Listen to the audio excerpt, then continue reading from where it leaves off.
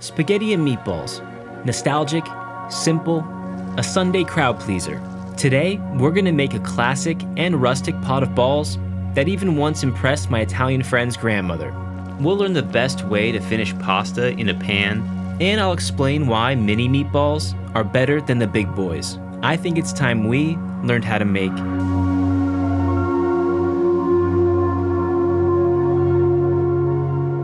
Alright, spaghetti and meatballs are one of those dishes that I always regret not making frequently enough.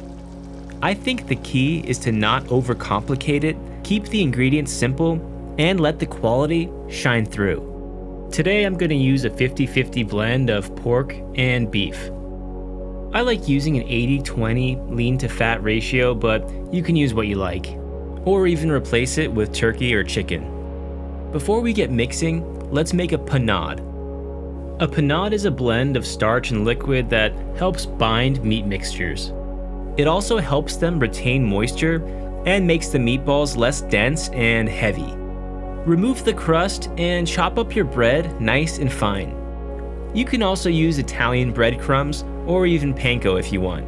Then add enough milk to soak the bread so it becomes soft like a paste. Into a big bowl, get in half a pound of our pork and half a pound of our beef. Then add the panade, some Parmesan or Pecorino cheese, and one small egg that'll help bind and boost the moisture further. Alright, now we're gonna get in some spices and aromatics. Finally chop one large clove of garlic, then some fresh Italian parsley. Since we're going with smaller meatballs, you really want to scale down the size of everything going into them. Optionally, you can add some finely diced onions, but I'm gonna skip it. Then I'll add some fennel seed, which I smashed up using something heavy and a Ziploc bag. Next, some dried oregano, some black pepper, and last but not least, salt. You'll need more than you think. I shoot for about 1.5 to 2% salt by weight. You can also microwave a spoonful of the mixture to test the seasoning, but I'll just leave a detailed recipe below like always. Next, with clean hands and rings removed, I'm gonna roll these into mini-sized meatballs. I'd say about golf ball size. My end goal is for each of them to be eatable in 2 bites, maybe 1 if you're really excited. And the reason I prefer smaller meatballs is because there's more surface area per volume. That means more even browning, a better crust without drying out the center, and more opportunity for sauce to cling onto each meatball, maximizing flavor in each bite. Plus, it's easier to scale portions up or down depending on your appetite. Let's get these into a pan on medium-high heat with a solid amount of olive oil. Not quite a shallow fry, but close. Try and remember the order you lay them down in, because that's the order you're going to want to flip them. If you forget like I did, I'm sure you'll figure it out eventually. After a few minutes, give them a flip, admiring that nice crust. Then let them brown on the second side. Once they're browned on both sides, immediately set them onto a plate for temporary holding. They're technically still raw on the inside, but we're gonna finish cooking them in the sauce. I cleaned out the pan because there was just a little bit too much going on, but depending on how your pan looks, you can just drain some of the oil and go right in with some thinly sliced garlic. Let that toast up for a minute or 2, and then go in with a can of pureed San Marzano tomatoes, followed by a sprig of basil, which we'll extract later. A decent amount of salt, black pepper, and red pepper flakes for a little heat. Let this come together for 5 to 10 minutes. Remove that spent basil, then drop your meatballs back in. We're gonna let these simmer and finish cooking for about 30 minutes or until they've reached at least 160 degrees Fahrenheit internally. You can use a taller pan or pot to prevent splattering, but this setup works better for my camera. Keep stirring every few minutes to make sure the bottom doesn't burn, and you can add a bit of water if your sauce is too thick. And while these are simmering, please give a like, consider subscribing, or leave a comment. I love chatting with you guys about food, and it means a lot you spent your time with me today. Next, I'm going to transfer these into a nice looking pan for presentation purposes. And we're gonna finish it off with some Parmesan or Pecorino cheese.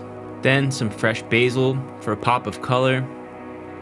And last but not least, one more glug of olive oil for a little shine. And you did it. A plate of meatballs my Italian friend's grandma tried once and said we're good. Which is good enough for me. Shout out Nona Russo. Alright, let's see how it is. The first thing you notice is how light and airy they are from the panade. Well seasoned, and no big overwhelming chunks of anything. But wait, I promised spaghetti and meatballs. So I'm gonna get some spaghetti into a shallow pan with some salt. The reason I like doing it this way is because the starch from the pasta really concentrates, and I'm gonna use that starchy pasta water to help bind the sauce to the pasta in the final phase.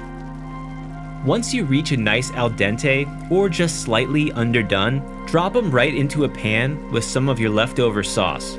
You kinda just gotta eyeball the right amount. Oh, and don't forget a few spoonfuls of your pasta water. This might look like a lot of sauce, and it might be, but I find with spaghetti in particular, it's hard to oversauce, especially when pre-plating, because you can just plate it with the sauce clinging directly to the pasta and leave the rest behind. Turn off the heat and add a little bit of parm and some olive oil. Give it a good mix, and once you're happy, transfer it to a bowl, then artfully place your meatballs, followed by a few extra dollops of sauce if needed. Maybe a little more olive oil, and some parm again. You might be starting to notice a pattern here. Some cracked black pepper, and a little more basil for color. And it's hard to argue with that. While the authenticity and origins of spaghetti and meatballs may be heavily debated, you can feel confident serving this to Italians, I promise. Alright, let's see how it is.